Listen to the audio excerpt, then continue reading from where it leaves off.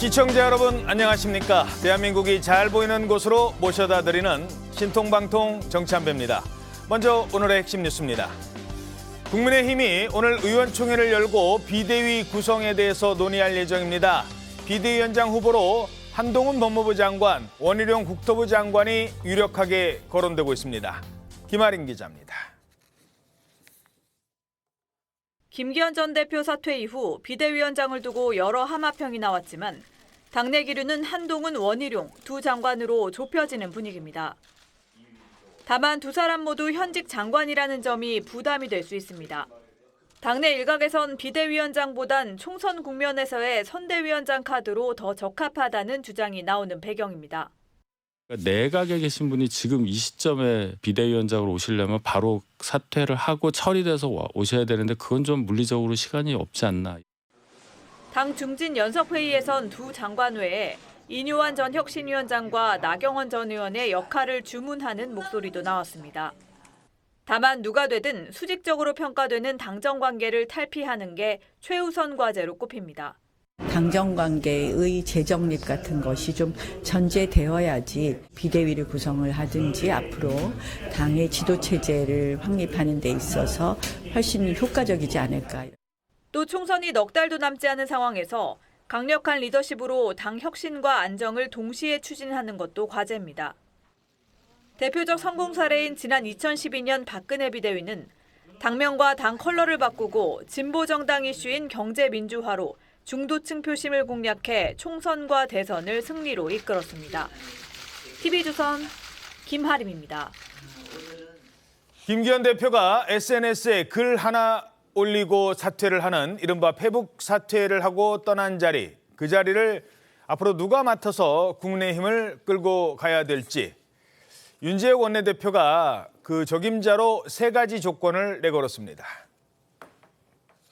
국민 눈높이에 맞고 국민의 공감을 얻을 수 있는 분, 그리고 또 선거를 앞두고 총선 승리라는 지상과제를 우리가 달성하는데 능력과 또 실력을 갖춘 분, 그런 기준으로 물색을 해보겠습니다. 그리고 가급적 빠른 시간 안에 비대위원장님을 선임할 수 있도록 최선의 노력을 다하겠습니다. 국민 눈높이에 맞고 국민들의 공감을 얻어낼 수 있어야 되고 총선 승리를 이끌 수 있는 분. 야, 정말 능력자인데요. 자, 그렇다면 이런 사람들 후보로 누가 거론되느냐 막 전해드렸습니다만 국민일보 사면 기사 보시죠. 한동훈, 원희룡, 인요한 그리고 제3의 인물. 국민의힘 비대위원장 인선 놓고 딜레마에 빠져 있다는 내용입니다. 자, 비대위원장으로 거론되지만 이들은 모두 장점도 있고 동시에 약점도 지녔기 때문입니다. 자, 먼저 최지연 기자. 지금 거론되는 사람 특히 원희룡이라든가 한동훈 어떤 장단점이 있을까요? 일단 그 두 사람만 놓고 본다면 아직 내각 장관 신분이기 때문에 윤석열 대통령의 의중을 보다 더 잘 알 수 있을 거라고 보여지고요. 또 당정 간 한 목소리로 소통을 할 수 있는 적임자다 이런 해석이 나옵니다. 다만 아직 현직인데다가 두 사람 모두 서울대 법대 또 검사 출신의 윤 대통령 직속 후배라는 점에서 부담감도 다소 있는 편이죠. 이 수평적 당정 관계가 아니라 대통령과 상하 관계를 형성하게 될 수 있다 이런 우려가 나오는 겁니다. 예. 또 한동훈 장관 같은 경우에는 개인적으로는 정치 신인이란 점도 당의 큰 걸림돌로 작동할 우려가 있습니다. 원희룡 장관은 반면에 정치 생활 오래 하시긴 했지만 김건희 여사와 관련해서 국토부 장관 재임 때 양평 고속도로 특혜 의혹 정쟁에 야당과 직접 맞서는 역할로 뛰어들었었던 만큼 그 현안을 다뤘던 과거 이력 때문에 또 우려가 나오는 부분도 있는 건 사실입니다. 또 김한길 위원장 같은 분들도 이제 국민통합위원장도 거론이 되는데 이분은 이제 연륜이 있지만 새정치민주연합 대표 출신이라는 점에서 국민의힘 영남권 중진들의 반대가 심한 걸로 알려지고 있고요. 인요한 전 혁신위원장은 친화력은 있고 직전 지도부와 혁신안을 두고 갈등을 빚었던 만큼 잦은 말실수 등이 논란으로 거론될 수 있단 말이 나옵니다. 지금도 나오고 있습니다만 김한길 위원장은 워낙 이제 반대하는 목소리가 좀 강하다고 하고요. 그리고 인요한 위원장 같은 경우는 아니 김기현 대표랑 갈등 빚다가 김기현 대표 나갔는데 다시 그 자리를 인요한으로 채운다. 이것도 좀 모양새가 좀 좋지 않아 보일 수 있다는 겁니다. 그래서 지금 왼쪽에 한동훈 장관, 원희룡 장관인데 두 사람 다 검사 출신이다. 그래도 이제 원희룡 장관 같은 경우는 뭐 고시 이른바 뭐 고시 3과라고 하죠. 다 패스한 다음에 검사 생활을 조금 하기는 했어요. 근데 검사의 이미지보다는 뭐 도지사, 의원, 장관의 이미지로 이미 정치 경험이 쌓여 있다라는 점도 있습니다. 한동훈 장관은 새로운 인물, 앞으로 미래, 그러니까 이재명 대표와 맞선다면 과거와 미래, 그리고 피의자와 검사 이런 구도는 좋겠지만 뭐 앞으로 이제 김건희 특검법이라든가 이런 것들을 두고 과연 어떻게 막아낼지 이런 부분에 대해서는 고민이 좀 필요하다는 겁니다. 자, 당내에서는 후보들을 놓고 이런저런 말들이 나오고 있는데요. 직접 들어보시죠. 저는 한 장관은 아니라고 생각합니다. 한 장관은 아직은 정치 경험이 훌륭하고 이미지도 좋고 나름대로는 보수에서 소구력이 있지만 비대위원장은 가오마담 자리가 아니라고 생각합니다. 지금 혁신위가 어쨌든 결과적으로 중간에 실패하는 것처럼 보였지만 결과적으로 성공한 거 아니겠습니까? 저는 이뇨한 혁신위원장이 비대위원장이 되면 자연스럽게 저 당은 혁신 진행형이구나, 혁신이 더 커지겠구나 하는 신뢰와 희망을 국민들한테 줄 거라고 봅니다. 설마 그 김한길 위원장이 오시지는 않을 거다라고 저는 믿고 싶고, 정말 이런 단어 써도 되는지 모르겠는데 아사리판 되는 겁니다. 이거 진짜로 총선에 대해서 당이 감이 없는 거라고 좀 생각을 하고요. 그리고 지지층에 대해서도 등에다가 칼 꽂는 일입니다. 네, 이러면 이제 백가쟁명이에요. 앞으로 이제 총선의 간판을 누구로 가느냐가 상당히 지금 뭐 앞으로 총선 출마할 분들 아니면 현역 의원들 다 중요하니까. 자, 당 대변인이시니까 지금 당 분위기 어떻게 말씀하시겠습니까? 지금 보신 그대로입니다. 예. 오늘 10시에 의총을 하는데요. 거기에서 또 110명 정도 되는 의원분들 모이셔서 이제 비슷한 얘기 하실 겁니다. 어느 분이 비대위원장으로 맞느냐.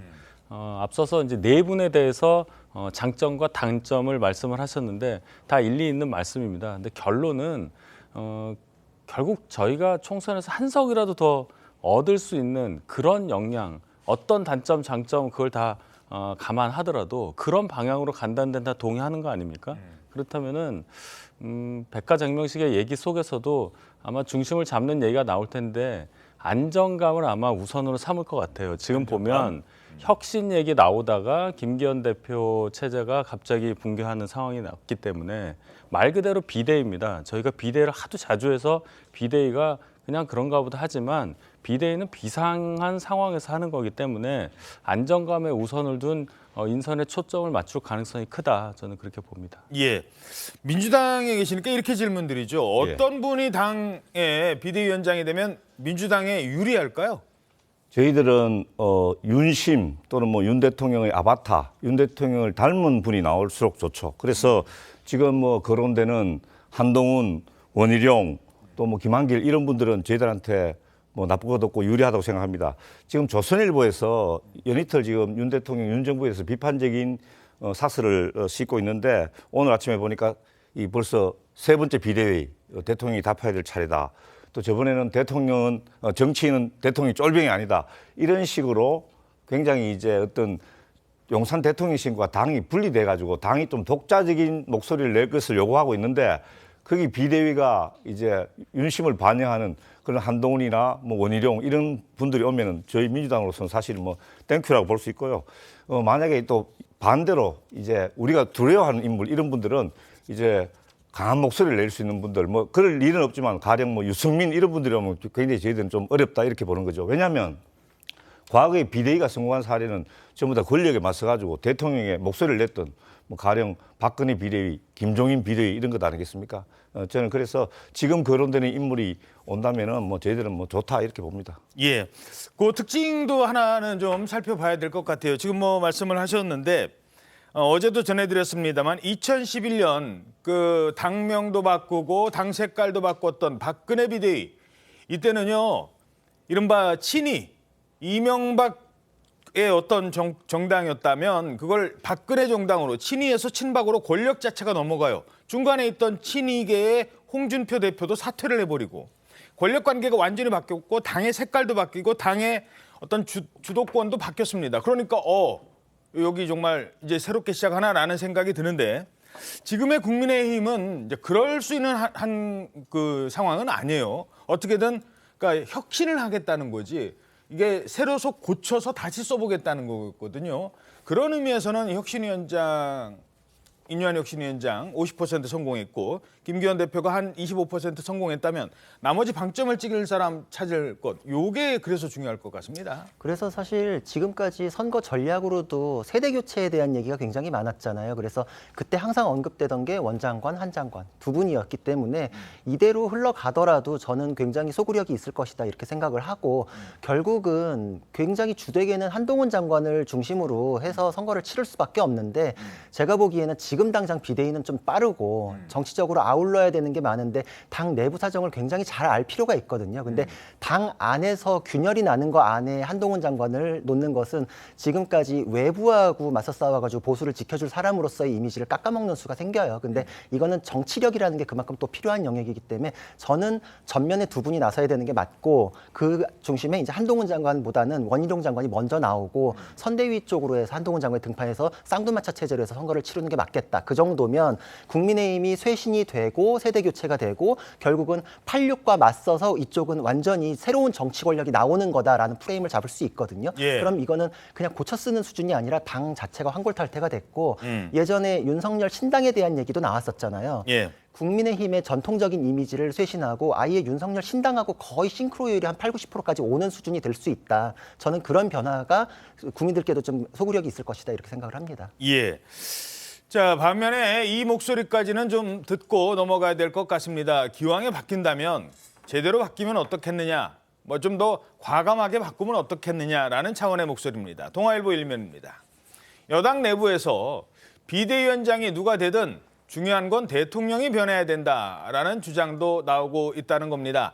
이른바 수직적 당정 관계를 수평적으로 바꿔야 총선 승리할 수 있다라는 얘기 나오고 있습니다. 하지만 그게 말로는 쉬운데 이 대통령이 현직 대통령이 있는 여당에서 아직 임기의 절반도 안 채운 대통령이 있는 상황에서 지금 당정 관계를 수평적으로 바꾼다? 그게 쉬운 일은 아닐 겁니다. 어떻게 보십니까? 지금 당장 김기현 대표께서 저렇게 갑작스럽게 사퇴하고 본인의 의사에 반해서 불출마는 안 하려고 했는데 지금 용산에서는 이제 대표는 가지고 있고 불출마를 하라는 그런 요구를 했다는 그런 보도가 지금 나오고 있는 마당이죠. 그래서 사람들은 여당에서는 부인하겠지만은 세간의 보통 사람들은 이번 김기현 대표의 저 석연찮은 퇴장 그리고 또 지금까지 잠적하고 있는 이런 배경에 용산의 어중이 작용하고 있지 않다 이렇게 생각하는 사람 누가 있겠습니까? 그러니까 지금 제가 아까 말씀드린 대로 이게 이제 한동훈이나 우리 원희룡 같은 분이 등장을 하면 환골탈태하는 모습을 국민들에게 보여준다 이렇게 했는데 아니 지금 가장 중요한 과제가 당이 용산 또는 융심으로부터 벗어나는 게 가장 쇄신이라고 보는 국민들이 대부분인데 거기에 한동훈이나 원희룡 장관을 다시 비대위원장으로 하는 게 저는 상식에 맞지 않다고 생각을 하고 이번 그 비대위 선정 과정에 있어서도 용산으로부터 완전히 자유롭게 쓴소리를 할 수 있는 과거의 박근혜나 김종인처럼 쓴소리를 할 수 있는 분이 등록되지 않으면 굉장히 힘들다 저는 이렇게 보고 있습니다. 알겠습니다. 자, 당에 계시니까 쉽게 제가 질문 드리죠. 국민들 유권자들이 궁금해하실 건 아니 비대위원장이 어떤 자리인데 이런 생각해요. 그러니까 어떤 권한을 갖고 있길래 이렇게 관심을 가질까? 당대표는 당의 어떤 대표라고 하지만 비대위원장은 지금 흐트러진 당을 추스리겠다는 사람인데 왜 의원들은 이렇게 관심을 가질까? 왜 총선에 출마한 사람들은 저렇게 관심을 가질까? 솔직히 시청자들께서는 그 정도 관심 가질만 하나 할 수도 있는데 비대위원장이 총선 과정에서 어떤 역할까지 할 수 있을까요?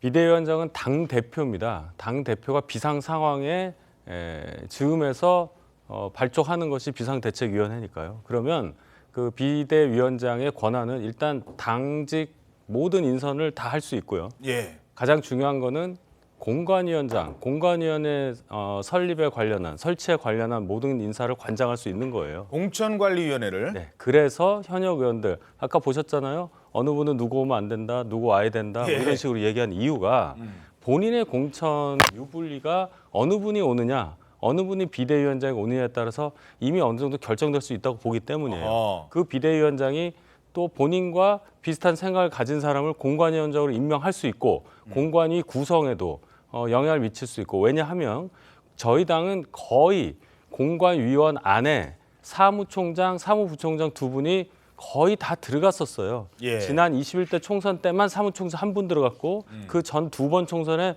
모두 다 사무총장과 2명의 사무부총장이 다 들어갔습니다. 그 3명을 임명하는 사람이 당대표 비상대책위원장이에요. 네, 그런 알겠습니다. 뭐 그 정도라 전해드리고. 자, 그런데 당은 지금 앞으로 이제 어떻게 이끌어가야 될지 지금 수습에 비상이 걸렸잖아요. 그런데 정작 사퇴하신 당사자 김기현 전 대표가 지금 계속 안 보여요. 나흘째 냈네요, 이제. 네, 맞습니다. 지난 13일이었죠. 이준석 전 대표 또 무소속의 이상민 의원을 잇따라 만난 사실이 알려진 직후부터 지금까지 거취에 대해서는 아주 분명하게 전해지지는 않고 있는데 저희 그 취재를 해보니까 그 김기현 대표가 그 이후에 그러니까 사퇴 선언한 이후에 부산을 들렀다고 해요. 그래서 부산에서 김 전 대표가 이제 초중고등학교를 잇따라 나왔거든요. 그렇죠. 그래서 지금 울산에 다시 출마를 하느냐 아니면 불출마를 하느냐 이 문제를 놓고 다시 한번 고심에 빠져 있는 상황일 텐데 이 시점에 부산을 방문한 것은 과연 어떤 의미가 있는 것이냐 지금 이 부분에 대한 해석도 조금 나오고 있는 상황입니다. 글쎄요, 이제 거기까지는 이제 확대 해석할 필요는 없을 거예요. 네. 울산이나 부산이나 울산에서 부산 가는 게 험지 출마는 아닐 테고. 근데 보통 이제 정치인들이 본인의 정치적 이제 고심이 깊어지거나 하면 본인의 고향을 찾거나 뭐 어린 시절 머물렀던 곳을 찾거나 그렇게 하잖아요. 예. 그러니까 뭐 그런 수준의 연장선격으로 지금 부산에 머물러 있는 것인지 여부는 알 수 없습니다만 일단 기자들과의 접촉은 최대한 피하면서 자제를 하고 있습니다. 그 지난 그제 그러니까 무소속 이상민 의원을 만났을 때까지만 해도 본인의 거취 문제에 대한 상담을 하긴 했는데 사퇴할 거다 이런 얘기는 하지 않았었다 그래요. 그래서 이상민 의원한테 아마 윤 대통령이 순방 갔다 돌아오게 되면 본인의 거취 문제를 고민하고 토의를 하게 될 텐데 그 직전까지는 알 수 없다 이렇게 얘기를 해놓고 불과 한 4-5시간 만에 사퇴를 발표하게 되고 또 그 사이에 이준석 전 대표가 본인과 회동한 사실을 공개한 지는 30분 만에 사퇴 사실을 SNS를 통해서 알리게 되면서 그 사이에 이제 모종의 김기현 대표를 둘러싼 상황 변화가 조금 있었던 것이 아니냐 이런 해석까지도 나오고 있습니다. 예. 자, 이제 물론 이제 당 대표를 떠나셨는데 자꾸 뭐 얘기하는 게 좀 그렇습니다만 아직 왜 당 대표까지 하신 분이 떠나시는데 기자회견 그 흔한 기자회견도 안 하십니까라는 의문이 있고 그리고 갑자기 떠나기 전에 이준석 전 대표를 왜 만났고 물론 이상민 의원도 만났고 뭐 김웅 의원도 만날 계획이었다고 합니다. 하지만 이런 것들에 대한 의문은 좀 남아있는 것도 사실이기 때문에 자 그렇다면 바로 이 사람 만나고 나서 바로 이 인물이 저 만났는데요 김기현 대표 여러분 몰라요 어디 있는지 이 얘기 안 할 줄 알았습니까? 들어보시죠. 김기현 대표도 저를 만나는 일정이 아마 거의 마지막 일정이라는 생각을 안 하셨던 것 같아요. 제가 보니까 김기현 대표에게 오히려 저는 좀 천천히 생각하시라. 그때는 다 듣고 계셨는데 갑자기 선택할 수 있는 밖에 없는 어떤 이유가 생기지 않았나 생각합니다. 어제 한 10시쯤 김기현 대표가 전화가 와서 만난 거예요. 그렇게 즉흥적으로 만나요, 가끔. 요즘 이제 국민의힘 그런 사정하고 내부 사정하고 본인 뭐 그런 여러 가지 심정, 또 이준석하고 만나서 뭐 만류했다는 얘기. 그만둘 걸 전혀 못 느꼈어요. 거취를 결정하기 어렵다. 근데 갑자기 어제 그만두니까 뭐 뭔가가 있었구나 하는 생각이 들더라고. 자, 이 과정은 대변인께 좀 질문을 드리죠. 윤희석 대변인께서 지난번에 김기현 대표 사퇴가 알려지고 이제 라디오에 인터뷰하셨을 때 뭐 이준석만 만난 게 아니다. 뭐 이상민 의원도 전날 만났고 그리고 또 김웅 의원도 만나려고 했다라고 하셨는데 김웅 의원은 난 만날 약속도 안 잡았었는데 만날 생각 없었는데 또 그렇게 얘기를 하신다는 거예요. 조금 설명이 필요해 보여요. 네, 기회를 주셔서 감사합니다. 저는 제가 대변인을 맡다 보니까 여러분들하고 통화를 많이 하지 않습니까? 김기현 대표 사퇴 발표 직후에 굉장히 많은 전화를 받았는데 그 과정에서 여러분들이 김기현 대표가 김웅 의원하고도 만나려 했었다. 근데 만나지는 못한 상태였는데 이렇게 갑작스럽게 사퇴 발표가 났다. 이 얘기를 들었고 예. 그 얘기를 이제 저는 어제 라디오 방송에서 했는데 김웅 의원께서 가짜 뉴스라고 하셨기 때문에 예. 제가 그걸 또 확인을 했어요. 아하. 그랬더니 김기현 대표 측에서 김웅 의원 측에 연락을 해서 만나려고 시도한 것이 맞았더라고요. 그래서 제가 뭐 이렇게 사실이 아닌 얘기를 한 건 아니다. 예, 그런 시도는 분명히 있었다고 다시 확인합니다. 적어도 그러니까 김기현 대표는 떠나려고 마음을 먹은 직후인지 아니면 그 전부터였는지는 모르겠습니다만 김웅이 됐든 이준석이 됐든 이상민이 됐든 국민의힘에서 약간 원심력을 갖고 멀어지는 분들 또는 당대표와 소원한 사람들 아니면은 국민의힘의 영입 가능성을 점치해 주는 사람들을 그 직전까지 사표 쓰기 전까지는 계속 당대표로서 역할을 했다. 네, 어허. 바로 그겁니다. 그런데 왜 하필이면 이준석 전 대표를 만나가지고 구설에 오르냐는 거거든요. 그러니까 그 얘기도 상대가 이준석 대표니까 겉으로 보기에는 윤 대통령과 너무 큰 대척점에 있는 사람을 잠행 중에 만났다는 것이 대단한 오해를 일으킬 수 있는 부분인데 만난 이유를 설명을 김기현 대표가 하지 않았습니까? 본인은 탈당을 만료하고 신당 창당을 안 하는 방향으로 설득하려고 했었다. 그것을 믿어야 되겠죠. 예.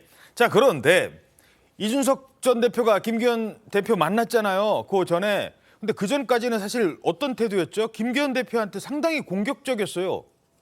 그러다가 요즘에 조금 이상해요. 태도가, 김기현 대표에 대한 태도가. 바로 얼마 전에 어젠가요? 페이북에 이런 글을 올립니다. 함께 보시죠. 자, 김기현 대표가 사퇴한 지 하루가 지났는데 감사 인사 한마디 남기는 사람이 없다. 당대표하고 떠났는데 왜 감사 인사 못하느냐? 여기까지는 좋아요. 근데 그 뒤에 뭐라고 했느냐? 저희 그냥 지워버렸습니다. 정말 네 가지 없다. 네 가지 없대요. 이준석 전 대표가 지금 그 당에 계시는 다른 사람들한테 정말 네 가지 없네. 어떻게 보십니까? 저거는 김기현 대표를 위해서 하는 행동은 아니죠. 그러니까 자기가 여태까지 아무리 얘기를 했어도 자기에게 새가 붙지 않고 지지율은 계속 이제 좀 답보 상태에서 존재감 자체마저 미미해지니까 김기현 대표에 대한 얘기를 함으로써 결국 자기에 대해서 예전에 했던 얘기를 다시 되살리고 싶으신 건데 김기현 대표에 대해서도 저는 이제 얘기를 좀 많이 듣긴 했어요. 그래서 김기현 대표께서 지금 방금 얘기 나온 것처럼 약속을 굉장히 많이 잡으셨고 그러니까 당 대표로서의 행동을 하기 위한 행동들을 굉장히 많이 계획을 하고 계셨던 건 맞는 것 같아요. 근데 이 와중에 이준석 전 대표나 뭐 이런 이제 좀 당에서 갈라져 나가려는 사람을 자기가 정치력을 통해서 하나로 봉합하면 하나는 내가 유지할 수 있겠지 이런 기대가 있으셨던 것 같은데 그게 이준석 대표한테는 되치기로 이용을 당한 거죠.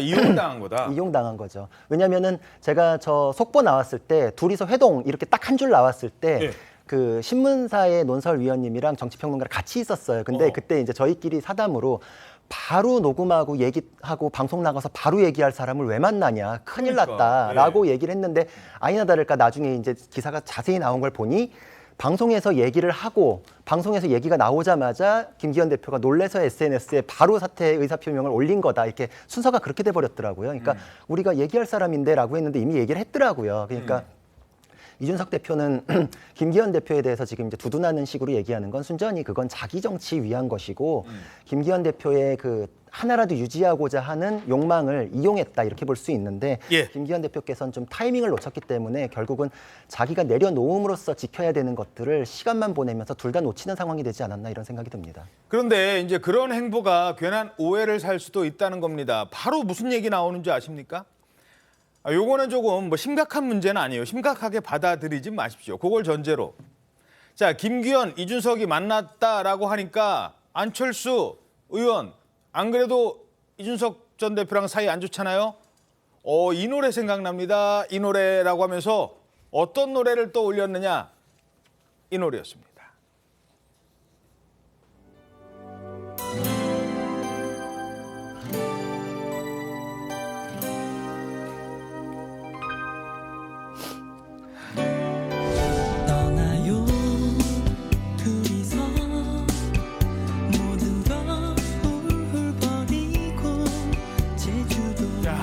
떠나요 둘이서 둘을 지금 화면에 저렇게 또 두 분을 잡으셨네. 지금 어떤 의미로 저런 얘기를 던졌을까요? 어떻게 보세요? 안철수 의원 입장에서는 두 분 다 그렇게 뭐 좋은 관계라고 볼 수가 없죠. 이준석 대표의 관계야 뭐 전 국민이 아시는 거고 김기현 대표 관련해서는 지난 전당대회 때 출마해서 경쟁하던 관계인데 그 대결 과정이 굉장히 뜨거웠었습니다. 그리고 안철수 의원 입장에서는 굉장히 좀 본인이 많이 억울한 측면도 있었을 거예요. 그 과정이. 그러니 그때 나를 전당대회에서 뽑게 했으면 훨씬 나았을 텐데 뭐 이런 얘기 할 수 있는 상황이니까 아마 저 노래로 대변하지 않았나 싶습니다. 어떻게 보십니까? 뭐 심각하지 않는 내용이라고 했는데 저는 좀 심각한 비판을 해야 되겠습니다. 안철수 이분은 본인이 어떤 게임의 플레이어, 참여자가 되지 못하고 늘 구경꾼에 머물면서 계속 참견을 해야 된다 이 말이죠. 저번에 킬로만자리 폼이라는 노래도 그렇게 이야기했지 않습니까? 그래서 무슨 뭐 정치적인 가치나 비전 또는 뭐 권력에 맞서는 결기 아니면 또 떠나는 사람에 대한 의리 이런 거는 보여주지 못하고 끊임없이 지금 참견을 해대고 저렇게 격까지 해서 계속 이렇게 격불을 쬐면서 비평을 해야 된다. 그래서 저는 주목받지 못하는 뭐 한물 간 연예인이 넋두리 같다 하는 이런 말씀 드리고 정작에 모든 것을 훌훌 버리고 떠나야 될 사람은 지금 윤심도 자기한테 떠났고 민심도 떠났으니까 정작 훌 버리고 떠나야 될 것은 안철수 대표가 아닌가 합니다. 예, 뭐 개인적인 의견이셨으니까요. 그런데 지난번에 또 킬리만자로의 표범 이거는 또 언제 나왔느냐? 그 당 만든다고 하니까 이준석 신당 만든다니까 한번 가사 한번 잠깐만 들어보시죠. 먹이를 찾아 산기슭을 어슬렁거리는 하이에나를 본 일이 있는가. 짐승의 썩은 고기만을 찾아다니는 산기슭의 하이에나. 나는 하이에나가 아니라 표범이고. 듣도록 하겠습니다. 뭐 따로 글쎄 뭐 논평까지 할 내용은 아닌 것 같은데 조금 전에 전해드린 것처럼 감정의 앙금. 근데 이제 계속 노래로 던지니까 언론에서는 무슨 노래인데? 라는 주목 정도는 받는 것 같습니다. 중요한 건 사퇴 카드는 던졌고 이제 김기현 전 대표에게 남은 게 무엇이냐. 아까도 잠깐 얘기했습니다만 울산 지역구 출마 카드는 아직 살아 있어요. 이걸 꺾을 것인가 계속 갈 것인가. 그리고 한 달 전 김 전 대표 울산 지역구에서는 이런 말을 하기도 했었으니까요. 의정부를 하면서 아무 얘기도 안 알려드리고 살짝 하려고 했는데 온 신문에 방송에 나오셔가지고 저는 대통령하고 자주 만납니다. 그래서 어떤 때는 만나면 뭐 한 3시간씩도 얘기하고요. 주제를 가지고서 막 이렇게 하는 게 아니고 그냥 프리토킹을 합니다. 자, 저 때만 해도 김기현 전 대표는 좀 굳건했습니다. 당대표도 울산도.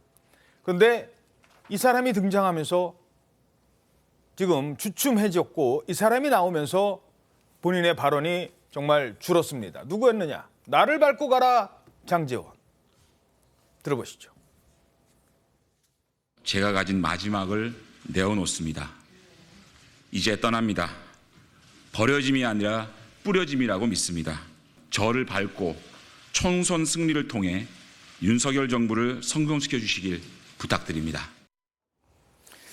자, 그런데 지금 이제 부산이 장제원 의원이 이제 떠나면서 저렇게 불출마를 선언하면서 그냥 이제 나를 밟고 가십시오라고 했습니다만 그 뒤에도 지금 몇 가지 메시지가 나오고 있어요. 네, 이 어제 부산 포럼에 참석해서는요. 우리 윤석열 정부가 성공하고 또 내년 총선에서 국민의힘이 승리한다면 저는 이 칠흑 같은 터널에서 나오지 못해도 만족하겠다 이런 말을 했습니다.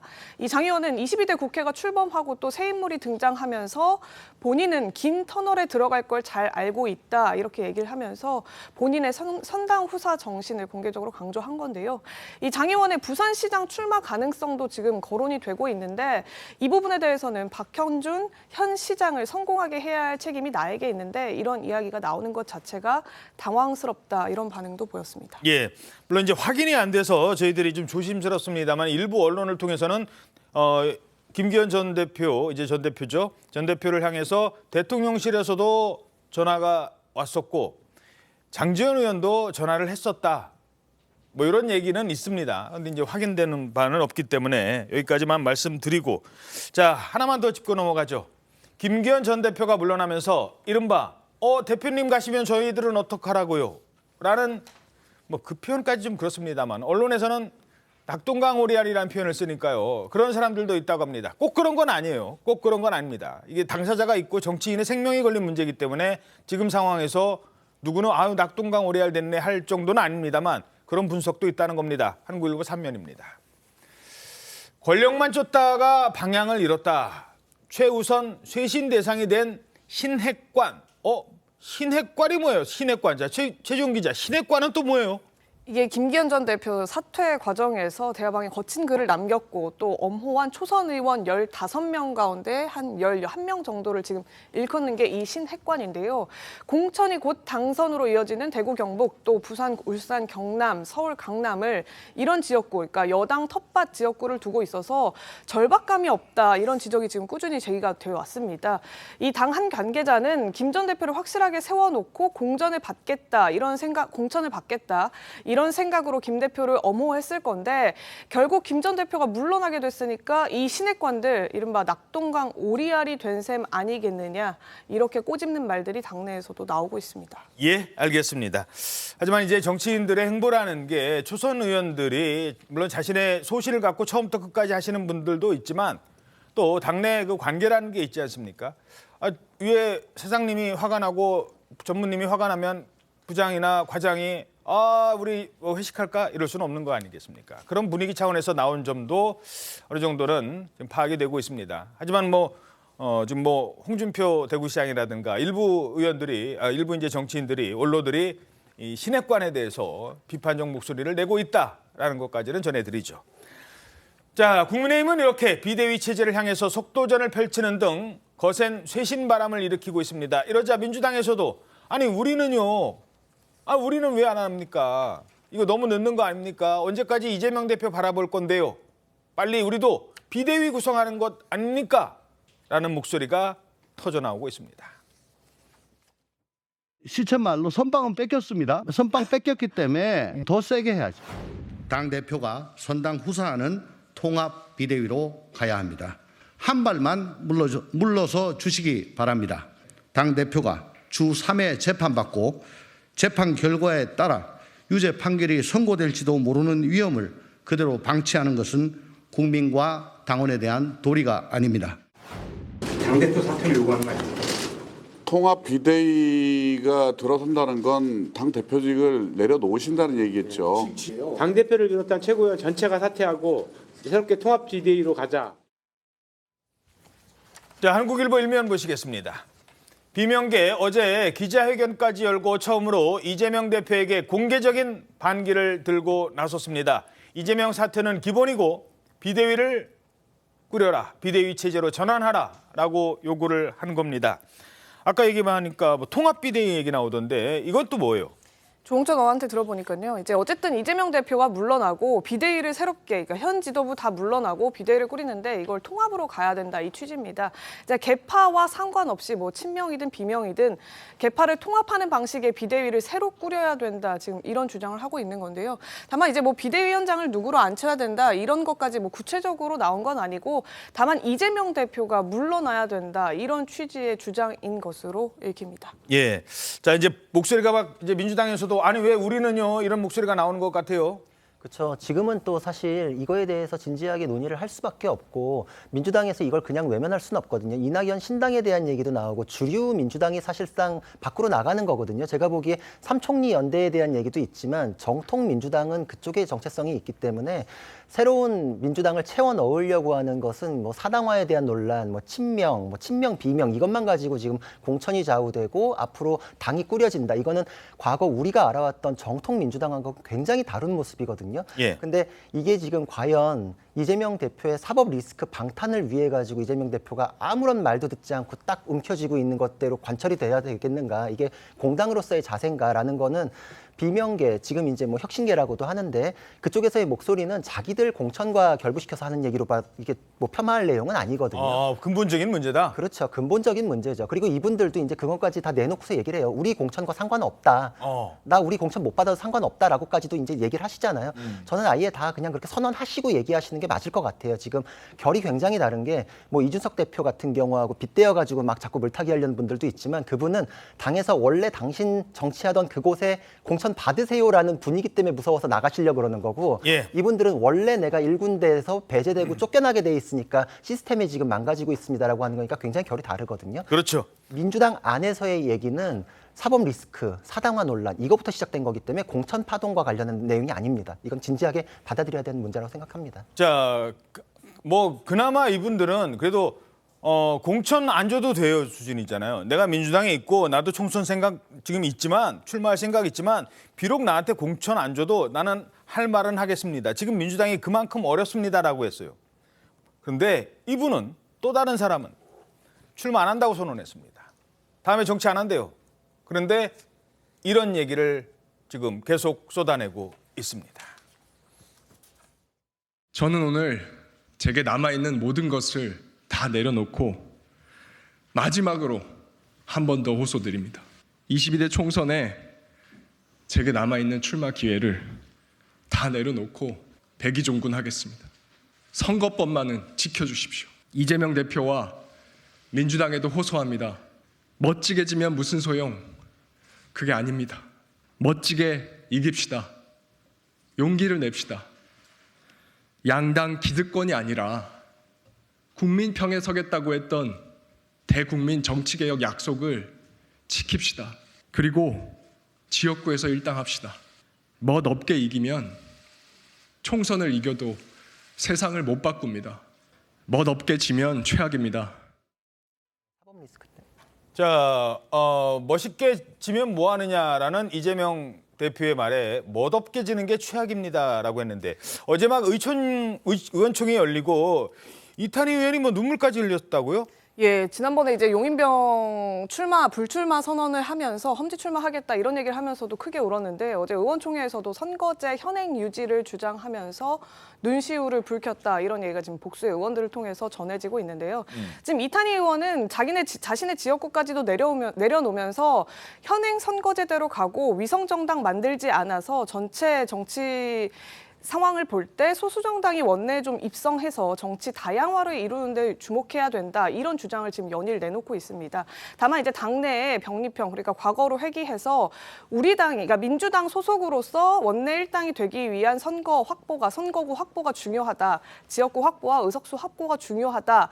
이런 의견들에 가로막혀서 지금 이탄희 의원이 다소 수세에 몰리고 있는 건데 지금 본인의 지역구까지 내려놓으면서 이 선거제를 지키겠다. 이런 일환으로 읽히고요. 다만 이제 불출마라는 단어를 공개적으로 쓰지는 않아서 이 부분에 대한 논란이 지금 당내에서도 조금 그래요? 나 불출마하고는 안 했어요라는 여지는 있네. 네, 나오고 있습니다. 지난번에 이제 지역구 포기했을 때도 험지 출마, 당에서 가라는 곳에 어디든 가겠다 이런 얘기를 했거든요. 그리고 이번에도 모든 기득권을 내려놓고 나는 이제 선거에 나서지 않겠다 이 얘기가 결국에는 22대 총선을 아예 안 나오겠다는 거냐 그러니까 불출마라는 거냐 이렇게 물었을 땐 또 직접적으로 답을 하지 않았어요. 예. 그러니까 오늘 아침 라디오에 나와서도 정치는 계속할 것이다 이런 얘기를 또 하면서 다소 불분명하게 얘기한 측면이 있어서 이 부분을 놓고 지금 의원들 사이에서 설왕설래가 나오는 와중에 이게 기득권을 완전히 포기한 게 아니다. 그러니까 선거제와 그렇게 결부시키지 말아라 이런 반대 여론도 있는 건 사실입니다. 그러니까 정치 안 하겠다는 건 아닙니다.까지는 이제 열어뒀대요. 지금 뭐 초선 의원이라든가 저런 분들 목소리를 뭐 일일이 다 왜 했지까지 들어볼 상황은 아닙니다. 중요한 건 저렇게 당내에서 많은 의원들이 기자회견까지 열어서 지금 비대위 가자고 하고 또 저 초선 의원은 다음에 출마하지 않겠다라는 취지로 지금 얘기하고 저 정도쯤 됐다면 들어야죠. 근데 안 들었대요. 어제 의원총회에서 이 민주당 의원총회에서 이재명 대표는 안 왔습니다. 예고도 없이. 그 중요한 시국에 왜 빠진 겁니까? 원래는 참석하는 걸로 돼 있었거든요. 그런데 이제 그 전날 공지에도 참석으로 나왔었는데 예. 어제 오전에 갑자기 비공개로 의원총회가 전환이 되면서 이재명 대표가 참석을 하지 않는 걸로 바뀌었어요. 비공개로 하면 이제 막 할 말들 다 하니까. 네, 원래는 이제 일부 발언을 공개로 전환해서 언론에도 공개를 하는데 갑자기 비공개로 해놓고 이재명 대표가 참석해서 빠졌는데요. 어제 아무래도 그 원칙과 상식이라는 비명계 의원들이 의원총회 직전에 이재명 대표 사퇴와 통합 비대위를 얘기했었고 예. 어제 의원총회에서도 선거제 문제 등 이재명 대표의 의사와는 다소 반대되는 언행들이 지금 계속 당내에서 분출되고 있는 상황이기 때문에 이 대표가 이를 면전에서 맞닥뜨리기가 다소 껄끄러운 상황이 지금 이 대표 불참과 연결되는 내용 아니겠느냐 이런 해석이 있습니다. 아니 아까도 잠깐 나왔는데 원내대변인한테 기자들이 물어봤는데 왜 안 오세요 했는데 원내대변인도 모른다고 했었어요? 예, 본인도 이 부분에 대해서는 파악된 게 없어서 알아보겠다 이런 취지로 설명을 했습니다. 아니 당대표가 의원총회에 빠지는데 대변인도 모르고 있었다. 심지어 이 대표를 향해서 저렇게 쇄신의 목소리가 쏟아지고 있는 상황에서 예고도 없이 불참했다. 어떻게 보십니까? 대변인의 답변으로는 별로 멋이 없네요. 몰라도 그래도 대표를 뭔가 보호할 수 있는 발언을 해야 돼요. 그냥 모른다는 발언이 최악이거든요. 뭐라도 얘기를 해야 되는데 아쉽고 이재명 대표가 저런 모습을 뭐 한두 번 보인 건 아닙니다. 기자들의 질문에도 동문서답 아니면 묵묵부답으로 일관하는 게 한두 번이 아닌데 적어도 어제 의총에서는 내용이 그거잖아요. 준연동형제 비례대표를 유지하냐 마느냐 이 얘기인데 이재명 대표는 대선에서도 본인은 연동형 비례제 이런 것을 자기는 해야 된다고 생각한다. 강력하게 얘기를 했는데 지금 가타부터 말이 없어요. 병립형으로 회귀를 해야만 과거 방식대로 비례대표를 뽑는 방식으로 해야만 본인과 가까운 사람을 당대표 직권으로 설정을 해서 본인 가까운 사람을 의원으로 만들 수 있기 때문에 그 과정에서 갈팡질팡하고 있고 당 밖에 있는 소위 말하는 진보 원로들도 단식을 불사하겠다 이러면서 이재명 대표를 압박하고 있거든요. 예. 그런데 이 중요한 자리에 할 말이 없기 때문에 안 나오는 거예요. 대단히 비겁한 태도고 언젠가는 답을 해야 할 텐데 이재명 대표가 언제 어느 자리에서 어떻게 답변을 할지 지켜보겠습니다. 지켜보신답니다. 네. 예, 저는 뭐 왜 이 대표께서 의원총회에 안 나오셨는지 저는 뭐 이유는 모르겠지만은 그래도 이제 듣기 싫은 소리, 끄끄러운 소리도 좀 경청하는 게 리더의 가장 덕목이 아닌가 생각해서 조금 아쉽습니다. 안 그래도 지금 뭐 진보 어제 그 경향신문에서도 오늘 아침에 쇄신 없는 야당에 대한 그런 우려를 마구 나타내고 했는데 쇄신을 하려면 일단 경청하는 것이 기본인데 조금 아쉽고요. 저는 누구보다도 이제 우리 민주당이 총선에 승리하고 정권을 탈환해 오는데 이재명 대표가 중심에 있어야 된다 이렇게 굳게 믿는 사람입니다. 그런데 총선에 승리하고 정권을 탈환해 오려면 제가 보기에는 전략적인 이재명 대표의 조금은 양보가 필요하지 않을까. 전략적 양보. 예. 큰 목적을 달성하기 위해서 자기가 가진 조그마한 것, 원래 강자가 조금 약간은 양보를 하는 게 협상의 기본 아니겠습니까? 그래서 통합을 하고 이제 쇄신을 하면은 정권을 차지할 수 있게 되는 것인데 그래서 제가 이제 20일 날 김부겸 대표 전 총리가 이제 이재명 대표를 만나기로 돼 있다고 해서 제가 며칠 전에 김부겸 대표를 총리를 만날 기회가 있어가지고 조금 이재명 대표께서 조금만 양보하시면 우리 총선에 승리할 수 있고 정권 탈환해 올 수 있으니까 조금만 양보하시라고 좀 간곡하게 말씀드리라고 제가 부탁을 드렸습니다. 예, 지금 뭐 이상식 청장님도 마찬가지입니다만 지금 이재명 대표의 움직임이 많은 사람들의 내년 총선을 준비하는 많은 사람들에게는 이게 표로 다가옵니다. 지금 이게 이렇게 막 계속 욕먹고 민주당은 뭐 하느냐 이런 얘기 나오면 바로 피부로 느끼는 거거든요. 특히 이제 수도권 같은 경우는. 뭐 국민의힘도 수도권 어렵답니다만 민주당도 마찬가지입니다. 자, 그러면 안 듣기만 하느냐? 그것도 아니에요. 질문을 했는데는 또 이렇게 반응을 하고 있습니다. 원칙과 상식에서 대표님 포함해서 지도부 이선 후퇴 요구했는데 입장이 어떠세요? 국민의힘에서 장제원 의원 등 불출마하면서 이제 대표님 좀 희생을 요구하는 목소리도 있는데요. 혹시 헌재 출마에 대해서 어떻게 생각하시나요? 원칙과 상식에서 12월 말까지 좀 용단 내려달라 이렇게 요청했는데 지금 좀 어떤 생각 드실지 궁금한데요. 네, 물론 곤란한 질문이라는 게 있습니다. 하지만 저렇게 계속 침묵하고 그리고 동문서답하면 결국은 유권자들이 답답하고 국민들이 답답한 거거든요. 그렇죠. 저런 태도가 저는 처음 봤을 때도 굉장히 놀랐었는데 이게 어떻게 이렇게 계속될 수가 있나. 그리고 의원 정도만 돼도 황당한 일인데 어떻게 당 대표인 분이 저러실까 정말 놀라운 일이 계속되고 있는데 그 경위를 쭉 보면 이재명 대표에 대해서는 여러 리스크가 있잖아요. 뭐 사법 리스크부터 정치적인 리스크에 말 뒤집기까지. 근데 보면은 저렇게 묵묵부답을 하시면 결국은 이재명 대표가 본인 개인 좋은 방식으로 항상 결정을 내리셨어요. 예. 말 뒤집는 거에 대해서 지금 너무 직전이니까 어차피 결심이 섰기 때문에 이거저거 설득할 필요도 없고 양해를 구할 필요도 없고 어차피 그거 해가지고 말 뒤집는다는 근거 자료로만 쓰일 테니까 나는 그냥 입 다물겠다 이렇게 생각하시는 것 같은데 예. 험지 출마에 대해서도 받아들일 생각 없이 그냥 또 나오실 거고 선거 제도에 대해서도 지금 민주당 내 의견 다 묵살하고 아마 병립형으로 돌아가고 비례대표도 본인 원하는 분들로 공천하시려는 결심 섰지 않나 저는 그렇게 생각이 됩니다. 알겠습니다. 자, 그런가 하면 지금 이런 논란도 있습니다. 지금 이제 각 당마다 선거에 내년 총선에 나갈 사람들 뭐 후보 등록도 하고 막 지금 그러잖아요. 그 후보로 내기 전에 과연 이 사람이 적절한지에 대한 심사를 합니다. 공천을 줄 만한 사람인지 그렇지 않은지. 최근 민주당에서 이 공천 적격 판정이라는 게 있어요. 부적격이거나 적격이거나. 근데 한 사람이 적격을 받았대요. 그 사람이 누구였느냐? 이재명 대표의 최측근. 알고 봤더니 이 사람 전과가 있어요. 전과에 있을 수 있죠. 근데 어떤 전과였느냐? 조선일보 일면 보시겠습니다. 고문치사에 가담했던 이재명 대표의 측근을 두고 검증위원회가 총선 공천에 적격하다라는 판단을 내렸다는 겁니다. 그 주인공, 경기도지사 시절에 비서관을 지냈던 정의찬 특보라는 인물입니다. 좀 생소하실 텐데 최근에 특보 임명장 받는 저 사진에도 나오고 있죠. 이분이 어떤 분이냐? 남총련 의장 출신으로 1997년 민간인을 풀악취로 몰아서 쇠파이프 폭행하고 전기 고문을 한 혐의가 유죄로 확정된 인물입니다. 고문? 이게 무슨 얘기예요, 이게? 이 정의찬 씨가 그 1997년이죠. 이종건 고문치사 사건의 가해자다. 지금 이런 얘기가 나오는 건데요.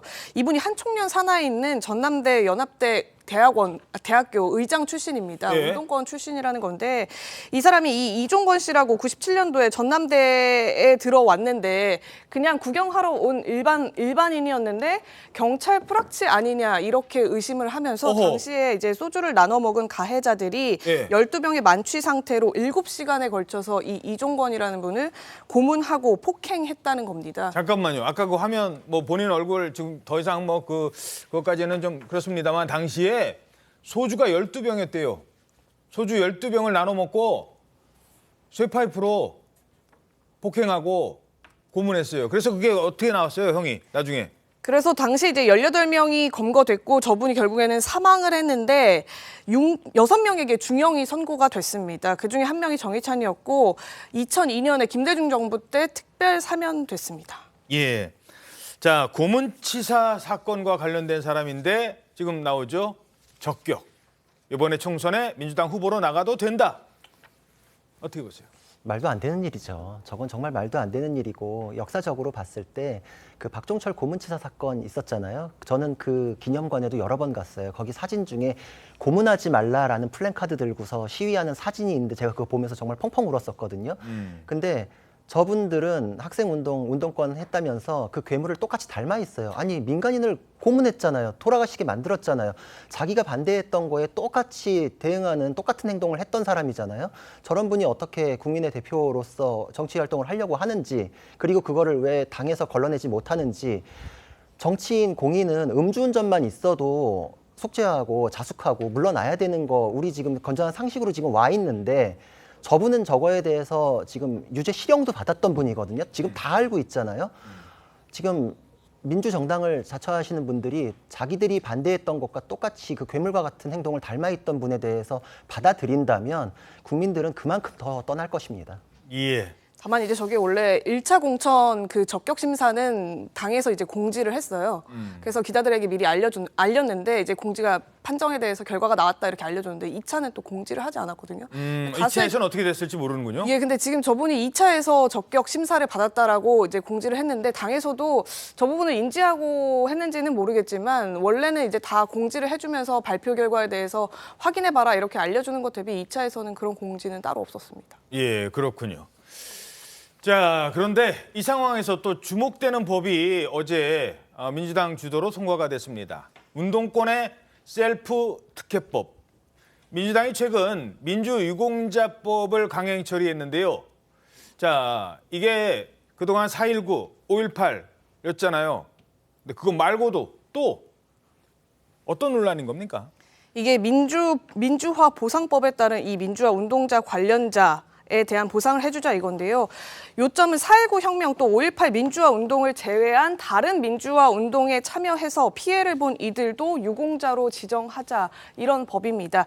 다만 이제 대상자 명단이나 공적 자체가 비밀이기 때문에 이게 가짜 유공자를 양산할 소지가 있다 이런 비판을 여당으로부터 받았던 건데 이 부분을 이제 민주당 입장에서는 어느 정도 수정 보완을 해서 문제가 벌어지지 않도록 하겠다. 그래서 어제 다시 정무위 전체회의에 올라왔는데 여당이 이걸 반대하면서 사실상 무산될 뻔했거든요. 근데 안건 조정위에 회부했지만 무소속 의원, 그러니까 강성애라는 진보당 의원이 한 명 무소속 신분으로 참석을 하면서 3대3 동수를 이뤄서 결국에는 야당 주도로 전체회의 통과를 시킨 법안입니다. 예. 예, 저 법안에 만약에 문제가 있으면은 조금 보완을 하면 되고요. 근데 저는 이제 말씀드려야 될 것이 앵커님 저기 서울에 보면 영화 보셨습니까? 예, 봤습니다. 거기 보면 이제 특전사령관 비서실장이 나중에 전사를 하지 않습니까? 그분이 아마 김오랑 중령이라고 하는데 예. 이번 법의 취지가 그런 분들을 발굴해서 용자로 인정하고 보상을 해주자는 저는 그런 뜻으로 알고 있거든요. 아, 그래 김호랑 중령도 뭐 이번에 포함이 되나요? 모르겠습니다. 박종철 이 고문치사 사건에 이분도 저는 이제 용자로 지금 인정을 못 받다고 저는 그렇게 알고 있는데 이런 문제점을 보완하고 하자는 그런 뜻으로 알고 있습니다. 아니 근데 그게 이제 문제 중에 하나인 거예요. 누가 지금 혜택을 받고 있고 박종철이 됐는지 또 그때 이제 박종철 말고 이한열이 지금 포함이 됐는지 몰라요. 그럼 그 사람들 말고 누가 포함이 됐는지 지금 그 부분이 좀 논란이 된 거죠. 그렇죠. 그 유공자라는 분들이 892명이라고 돼 있는데 과연 그럼 그 892명이 누구냐 그게 중요한 거예요. 말씀하신 그분들이 포함되었다면 저희가 반대할 이유가 없어요. 그런데 도대체 어떻게 그 명단에 포함되어 있을지 모르는 분들도 있다고 저희는 보기 때문에 검증을 하자. 근데 개인정보 때문에 안 주는 거예요. 그 명단을. 그래 놓고서 법을 통과시킨다? 그걸 어떻게 방치할 수 있겠습니까? 거기 뭐라고 대답을 하시겠어요? 입법 과정에서 협상을 해서 보완을 하면 되겠죠. 협상을 못하게 민주당이 아닌 다른 의원을 예. 제1야당이 아닌 당의 사람으로 해서 이렇게 탈법적으로 통과를 시켰잖아요. 이 국회에서. 정도만 하도록 하겠습니다. 그게 민주당이란 말이에요. 예. 이제 법안에 대해서 이제 논란이 있는데 이제 지금 국회 여의도에서 이제 계시고 지금 현장에 계신 분이기 때문에 지금 이 사안은 저희들이 이제 갑자기 토론을 하게 됐다는 점 때문에 중단을 하죠. 자, 신당 창당을 선언한 이낙연 전 대표 얘기도 해보겠습니다. 요즘에 엄청 빨리 나가시는 것 같아요. 시기도 못 박았어요. 내년 초 속도도 높이고 있습니다. 이러자 당 일각에서는 아니 무슨 100m 달리기 하십니까? 너무 빠른 것 아닙니까? 이런 얘기도 나오고요. 지금 저 모습 보니까 마치 지금 화가 나서 정치하시는 것 같아요. 이런 우려도 나오고 있다고 합니다. 하지만 이 전 대표 이렇게 얘기합니다. 지금은 정치적인 절망 상태입니다. 지금 대한민국이 추락하고 있습니다. 어떤 분들은 망해가고 있는 것 아니냐고 말씀하실 정도로 대한민국이 안 좋은 상태입니다. 지금의 정치적 절망, 저는 정치 암흑기라고 표현합니다만 이 정치 암흑기에는 민주당의 책임도 상당 부분 있다 이렇게 생각합니다. 자, 이 전 대표의 신당 창당이 공식화된 가운데 여론조사가 나왔습니다. 이낙연 신당 가칭 이렇게 해놓고 여론조사를 돌렸는데 어떻게 나왔습니까? 이 데일리 NL로 여론조사 공정위 조사했는데요. 이낙연 전 대표가 신당을 창당한다면 4월 총선에서 어느 정당 투표하겠냐 물었더니 이낙연 신당에 투표하겠다 이런 응답이 7.9% 나왔습니다. 민주당이 39.8%, 국민의힘이 33.2%인데 그 뒤로 이낙연 신당에 투표하겠다 이런 응답이 8% 가까이 나온 겁니다. 예, 글쎄요. 7.9% 물론 아직 출범도 안 했으니까 그런 점을 감안하더라도 이낙연 신당에 대한 관심도가 7.9%. 당 내부에서도 반응이 좀 미지근하다고 합니다. 한국일보 오면 보시겠습니다. 힘 못 받는 이낙연 신당. 호남 측근의 비명계까지 선긋기에 나서는 것 아니느냐. 지난 대선 경선에서 이낙연 전 대표를 지원했던 비명계 의원들마저도 아직은 아닌 것 같다. 선을 긋고 있다는 겁니다. 자, 비명계 의원들 이렇게 말하고 있습니다. 들어보시죠.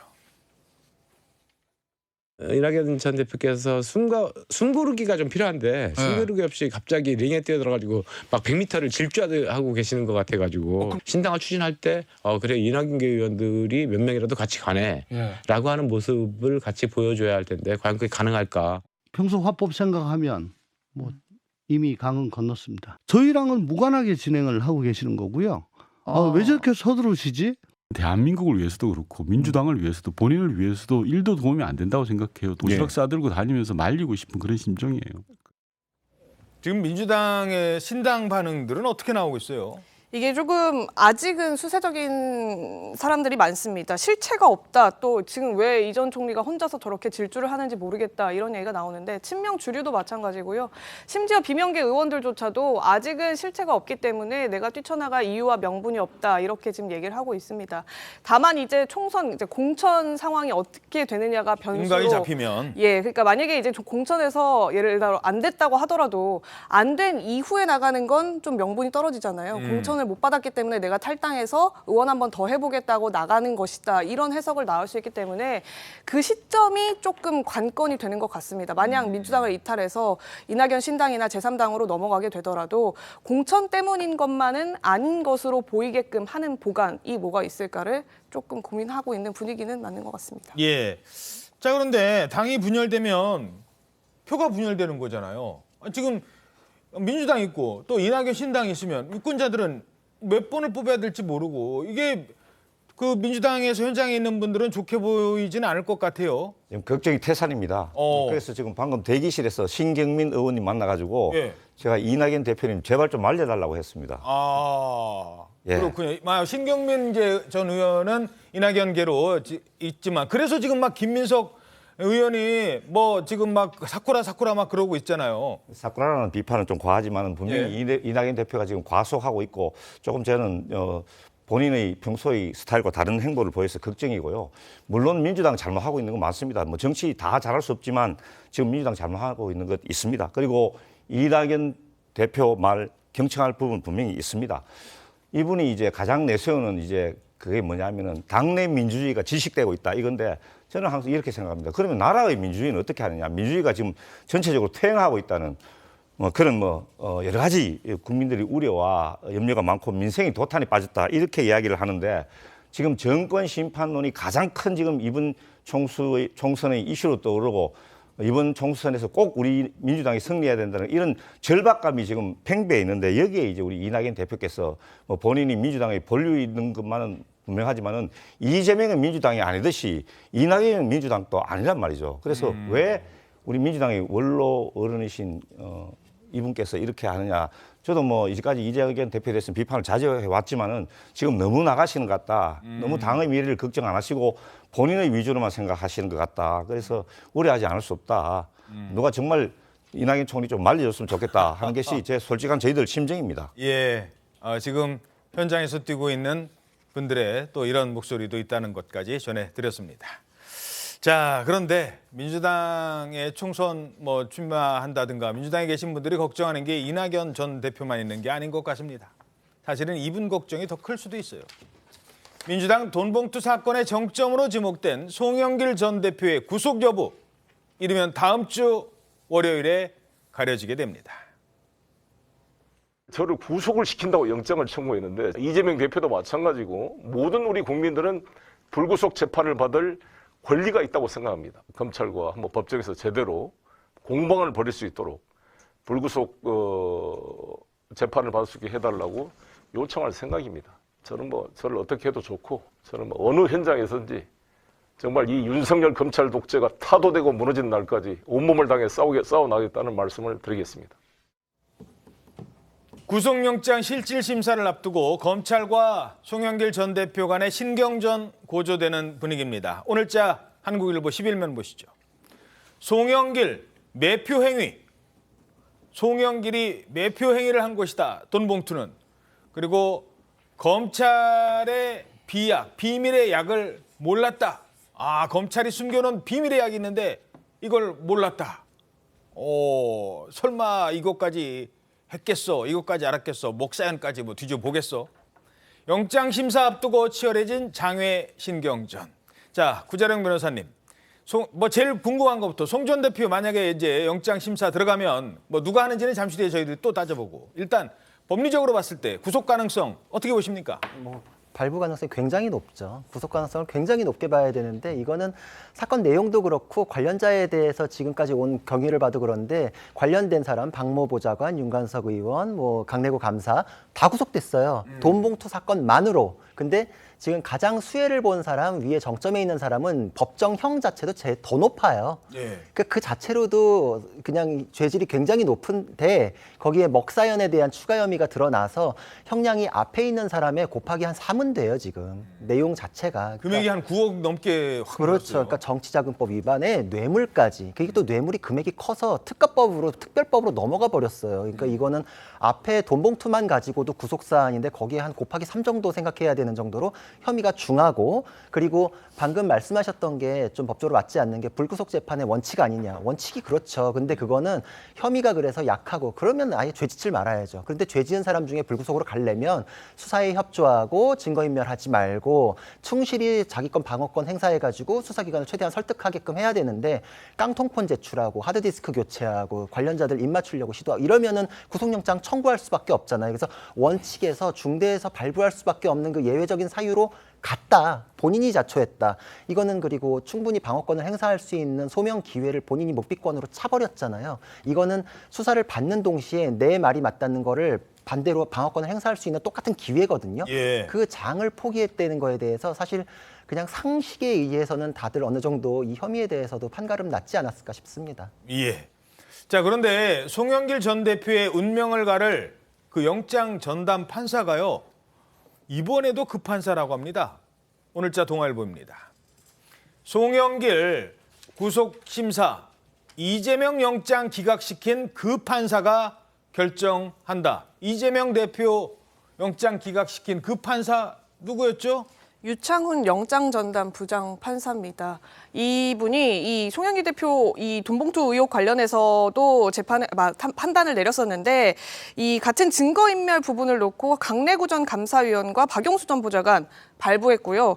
그리고 이성만 무소속 전 의원에 대해서는 영장 기각 이렇게 엇갈린 판단을 내리기도 했었는데 그 직전에 백현동 위중교사 혐의 의혹 관련해서 이재명 대표에게는 기각을 내렸던 전례가 있습니다. 그래서 현역 의원, 그 당시에는 이제 정당의 대표이기 때문에 증거 인멸 우려가 적다 이런 논리를 들었었거든요. 예. 그러니까 물론 송영길 전 의원 같은 경우에는 지금 현역 의원 신분이 아니기 때문에 또 어떻게 될지도 모르는 상황이라서 어허. 이 부분에 대한 판단 어떻게 내릴지 좀 더 지켜봐야 될 것 같습니다. 그렇군요. 좀 우려 섞인 측면도 좀 있긴 있을 것 같아요. 저는 이 얘기하는 것 자체가 상당히 불편해요. 국민이 영장 전담 판사 이름을 알아야 되고 영장 전담 판사가 누구냐에 따라서 그 결과를 예측해야 하는 이 상황, 이게 말이 됩니까? 국민들은 그걸 몰라야 돼요. 그냥 어느 정도 이렇게 되면 당연히 구속영장이 나온다고 믿어지는 그런 사회가 되고 법조 질서가 돼야 합니다. 유창훈 판사라고 했나요? 예. 그분이 양심에 따라서 판단 내리기를 바랄 뿐입니다. 알겠습니다. 자, 그런데 어제도 잠깐 전해드렸는데 이 상황에서 송영길 전 대표 이 짜장면 먹는 장면을 공개해서 눈길을 끌었었잖아요. 어제 화면 나오는데 지금 옆에 이제 반려견과 함께 짜장면. 자, 민주당에 계시니까 발언권 드릴게요. 예. 아까 이낙연 전 대표도 부담이라고 하셨습니다만 송영길 전 대표의 저런 행보도 부담스럽지 않습니까? 부담됩니다. 저는 송영길 대표가 하신 말씀 중에서 뭐 윤석열 검사 독재 정권이다. 그거는 저는 인정하고 저도 거기에 대해서 신랄하게 비판을 하고 있습니다. 그렇지만은 모든 사건을 다 검찰이 기획했다 이렇게 볼 수는 없거든요. 특히 이제 저는 김남국 코인 사건이나 송영길 전당대회 돈봉투 사건 이것은 뭐 검찰이 아무리 뭐 사건을 기획하고 한 적이 분명히 많지만 전화 녹취가 있거든요. 예, 이 사건은 그런 프레임에 동의할 수 없고 일반 국민들은 마찬가지라고 생각합니다. 저는 송영길 대표님 파리에서 자진 귀국하셨잖아요. 귀국하셨고 2번이나 검찰 청사에 스스로 찾아가셨잖아요. 그때 묵비권을 행사할 각오로 찾아가시지는 않으실 것이라 이 말이죠. 그렇다면 이번에도 이제 당당하게 수사에 임하셔야 된다. 저는 그렇게 생각을 합니다. 진짜로 자기가 본심부터 민주당을 사랑한다면 조금 더 떳떳하고 당당하게 우리 법정에서 제대로 이제 자기의 입장을 밝혀야 된다고 생각합니다. 예, 알겠습니다. 다음 소식입니다. 경찰이 오늘요 유동규 전 본부장을 만나서 지난번에 그 교통사고 화면으로 잠시 뒤에 보시겠습니다만 당시 상황에 대한 피해자 진술을 들을 예정이라고 합니다. 경찰은 유 전 본부장 차량의 과실이, 그러니까 대리운전 기사의 과실이죠, 더 크다고 보고 있습니다. 그런데 유 전 본부장은 아니다, 뭔가 의문이 간다, 이런 의혹을 제기하고 있는 상태입니다. 정준영 기자입니다. 지난 5일 밤 경기 의왕의 한 고속도로에서 교통사고가 난 유동규 전 성남도시개발공사 본부장. 3차로에서 주행하던 유 전 본부장 차량과 뒤에서 1차로를 달리던 8.5톤 화물 트럭이 서로 2차로로 들어서다가 부딪힌 겁니다. 이 사고로 유 전 본부장 차량은 중앙분리대와 충돌하며 크게 파손됐고 대리운전을 맡겨 조수석에 타고 있던 유 전 본부장은 병원에 입원했습니다. 당시 트럭이 지정차로를 어겼고 브레이크 등이 켜지지 않았다는 점에서 음모론이 제기됐지만 경찰은 뒤늦게 진입한 유 전 본부장 차량 과실이 큰 것으로 봤습니다. 다만 경찰은 유 전 본부장이 사고 피해자인 만큼 오늘 만나 진술을 듣기로 했습니다. 앞에서 들어가고 있는데 그거를 브레이크도 안 잡아주잖아요. 수사 의뢰하려고 생각하고 있어요.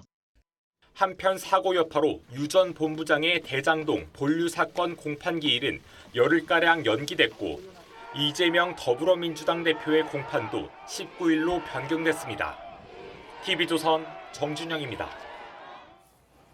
자, 다시 한번 말씀드립니다만 이번 유 전 본부장의 차량 사고, 교통사고는 현재까지 단순 교통사고고 쌍방이나 또는 이쪽 유동규 전 본부장의 차를 몰던 대리기사의 어떤 과실이 좀 있다라는 차원에서 말씀을 드리는 겁니다. 음모론 그런 차원 아니라는 거 말씀드리는데 하지만 재판 중인 증인이고 특히 이제 이재명 대표와 관련돼서 핵심 증인이었고 최근에 정진상, 김용 법정 구속시키는데 결정력 역할을 했던 사람의 어떤 사고이기 때문에 그 차원에서 들여본다는 점 다시 한번 말씀드리죠. 근데 유동규 전 본부장은 좀 억울해요. 이런 얘기를 계속 하네요. 그렇습니다. 일단 이 차량은요, 유 전 본부장이 직접 운전한 것이 아니라 대리운전 기사가 하고 있었고 유 전 본부장은 조수석에 있던 상태에서 사고가 났습니다. 경찰에서는 이게 1차로에 있던 차량과 3차로에 있던 차량이 2차로에 진입했던 일단 단수 사고로 보고 있고요. 예. 그리고 차량 측의 과실만 보자면 유 전 본부장 측의 차량의 과실이 좀 더 있다라고 일단 보는 것으로 전해지지만 나중에 들어왔다. 그렇죠. 근데 유동규 전 본부장 입장에서는 이거 제대로 해야 돼요라고 거듭 주장을 하고 있는 겁니다. 따라서 오늘이나던가 앞으로도 유 전 본부장을 피해자 진술 입장에서 많이 좀 의견을 청취할 것으로 보이는데요. 당시 사고 상황을 좀 설명을 드리면 예, 지금 나옵니다. 8.5톤 트럭과 저 차량이 부딪혔기 때문에 180도 회전을 하면서 중앙분리대에 부딪혀서 꿍하고 그렇습니다. 그래서 유 전 본부장이 지금 입원까지 하게 된 상황이거든요. 예. 그러니까 유 전 본부장은 이거 잘못해서 내가 직접 이 차량이 중앙선을 침범해서 중앙분리대에 들이받았으면 좀 과격하게 말하자면 생명을 잃을 수도 있었다. 그럼요. 지금 1차선에서 다른 차 오고 있었어 봐요. 만약에. 그렇죠. 그렇다 보니까 제대로 조사를 해달라고 거듭 주장하는 것으로 보입니다. 예, 이 블랙박스 차량이 지금 2차선에서 달리다가 촬영을 해서 망정이지 1차선으로 달리고 있었다면 그리고 지난번에도 지적을 했습니다만 이거는 다른 교통사고와도 마찬가지예요. 이 부분 좀 그래픽 잠시 이따가요. 그 화면부터 보시죠. 이 교통사고 비슷한 사고 당하시는 분들도 많은데 왜 화물차가 1차선으로 달립니까? 화물차는 1차선 달리면 안 돼요. 기본적으로. 이제 누가 잘못했는지 여부를 떠나서. 그리고 1차선은요, 저렇게 쭉 가는 데가 아니에요. 추월차선입니다. 물론 이제 막히다 보면 어쩔 수 없이 우리나라 도로 구조상. 근데 일단 지금도 보면 화물차가 1차선으로 달리다가 2차선으로 들어오다가 사고가 났다는 점. 물론 나중에 급하게 이 방향 아니야 해가지고 이제 꺾여가는 정황도 보인다는 거예요. 대리기사가. 자, 여러 가지 얘기가 있는데 자, 유동규 전 본부장의 얘기를 한번 들어보도록 하겠습니다. 앞에서 들어가고 있는데 그거를 브레이크도 안 잡아주잖아요. 수사 의뢰하려고 생각하고 있어요. 불안하지 않습니다. 저는 늘 각오하고 있습니다. 이재명 주변 사람들이 어떤 사람들인지 저는 알기 때문에. 자, 지금 경찰 수사는 어떻게 진행되고 있어요? 경찰 수사는 사실 이게 다른 사건들하고 똑같이 진행돼가지고 사고 당시의 장면만 놓고서 판단하고 단순 사고다 1차로 그렇게 하려 그랬거든요. 근데 지금 이 사고에는 유동규 본부장의 지위에 따른 여러 가지 의미들이 있기 때문에 지금 수사 의뢰에 의해 가지고 이 트럭 운전사가 어느 경로로 왔는지 이것까지 지금 조사할 필요성이 생겼거든요. 예. 만약에 유동규 본부장의 차를 처음부터 따라온 정황이 있다라고 하면 굉장히 이제 의혹이 올라가고 만약에 전혀 다른 경로로 오다가 거기서 마침내 부딪히는 상호가 발생했다라고 하면 이제 혐의점이 굉장히 떨어지고, 그러니까 원래 교통사고는 사고 충돌 당시의 블랙박스나 이제 충돌 당시의 위치 이런 걸 가지고 단순 교통사고로 처리를 해요. 그러니까 경찰에서는 지금 그렇게 하려던 걸 유동규 본부장이 그 다른 기록들이나 GPS 위치나 이제 뭐 통화 내역이나 이런 것까지 보고 판단을 해주십시오라고 해서 수사가 조금 더 진행이 돼야 되는 상황까지 왔습니다. 예.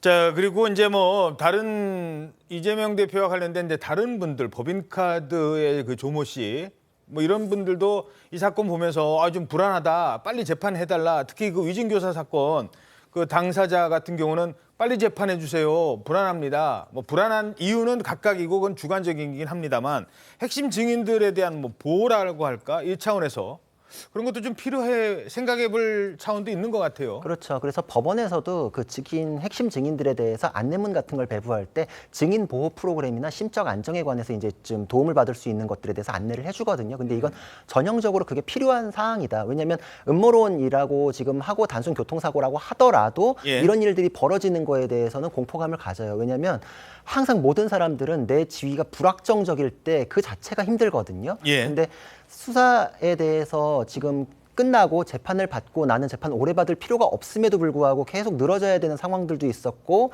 그것을 간신히 극복해가지고 끝나야 되는데도 불구하고 여러 정치적인 문제 때문에 언제 끝날지에 대해서 지금 더 늘어날 수도 있다 이런 얘기들이 나오고 있잖아요. 그럼 이런 사건이 발생했을 때 심적으로 굉장히 충격을 받거든요.